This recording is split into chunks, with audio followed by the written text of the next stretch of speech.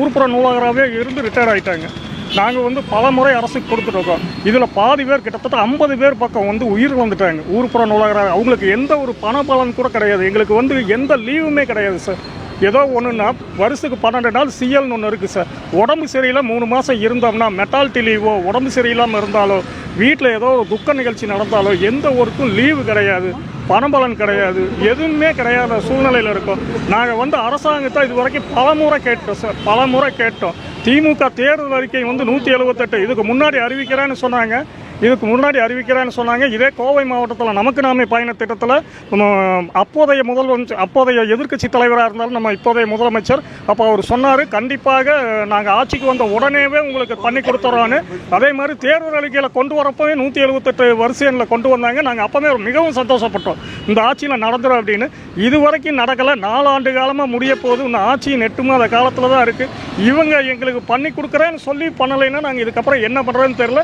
இதுக்கு மேலே அரசாங்கம் கவனத்தில் எடுத்துக்கணும் தான் கவனம் ஈர்க்கிறோம். இதையும் அரசாங்கம் கவனம் ஈர்த்துக்கலைன்னா அது விரைவில் சென்னையில் கண்டிப்பாக அரசாங்கத்துக்கு சென்னையில் உண்ணாவிரதத்துக்கு நாங்கள் ஏற்பாடு பண்ணுவோம் சார். நன்றி, வணக்கம் சார்.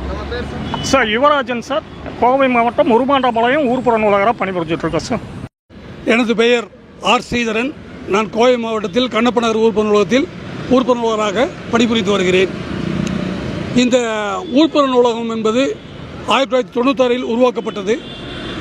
படிப்படியாக 2009 முத்தமிழ் கலைஞர் கருணாநிதி ஐயா அவர்களின் ஆட்சி காலத்தில் இது தொகுப்பூதியத்திலிருந்து சிறப்பு காலமுறை ஊதியமாக மாற்றப்பட்டது.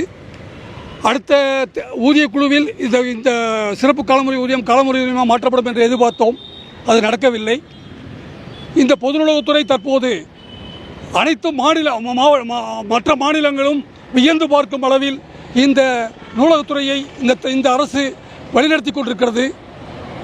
சர்வதேச அளவுக்கு இன்ஃப்ராஸ்ட்ரக்சரும் ஃபெசிலிட்டிஸும் கொடுக்கப்பட்ட இன்று நூலகத்துறை தமிழக அரசு பொது நூலகத்துறை பொறுத்தவரை அனைத்து நிலைகளிலும் தன்னிலை உயர்ந்து மிகவும் உயரிய நிலையில் காணப்படுகிறது.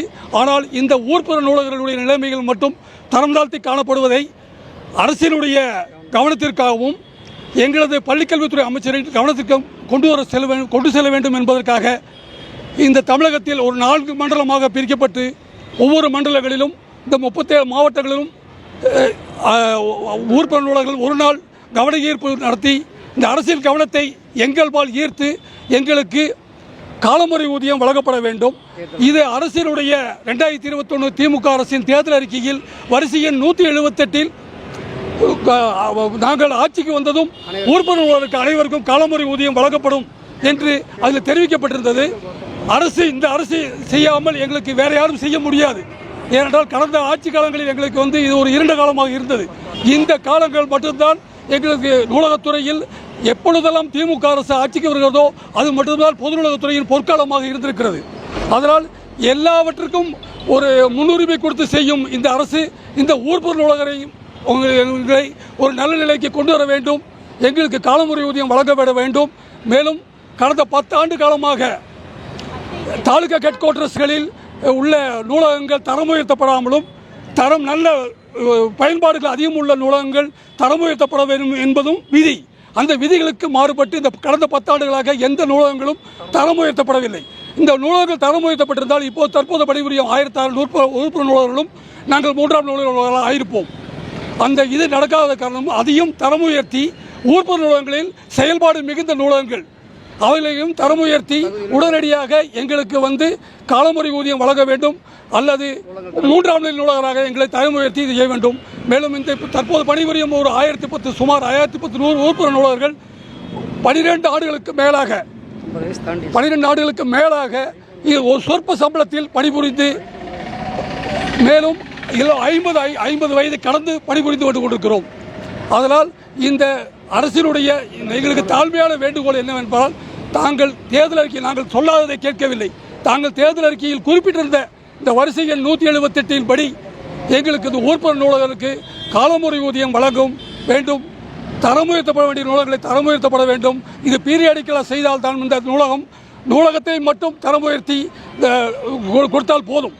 தற்போது நூலகங்கள் நல்ல வளர்ச்சி அடைந்திருந்தாலும் நூலகர்கள் நாங்கள் வளர்ச்சி அடையாமல் மிகவும் சொற்ப சம்பளத்தில் மிகவும் கஷ்டமான சூழ்நிலையில் பணிபுரிந்து வருகிறோம். இதை அரசின் ஒரு கவனத்துக்கு கொண்டு வர வேண்டும் என்பதற்காகத்தான் இது நாங்கள் ஒரு கவன ஈர்ப்பு தீர்மானத்தை நடத்தி கொண்டிருக்கிறோம். இது அரசுக்கு முற்றிலும் அரசுக்கு எதிரானதல்ல. அரசுக்கு எங்களது கவனத்தை ஈர்க்க வேண்டும் என்ற ஒரு காரணத்துக்காக மட்டுமே செய்கிறோம் என்பதை பணிவுடன் தெரிவித்துக் கொள்கிறோம். அமைச்சரிடம் இது ஏற்கனவே இது கொடுத்துக்கிறோம். பரிசீலனை இருப்பதாக கூறுகிறார்கள். இது ஆட்சியும் முடியும் சூழ்நிலையில் உள்ளதால் நாங்கள் இது ஒரு கவன ஈர்ப்பை நடத்தி அரசினுடைய முழு கவனத்தையும் இதை கொண்டு வர வேண்டும் என்பதற்காகவே இதை செய்கிறோம். துறையோட இயக்குனர் அமைச்சர்கள் இதுவரைக்கும்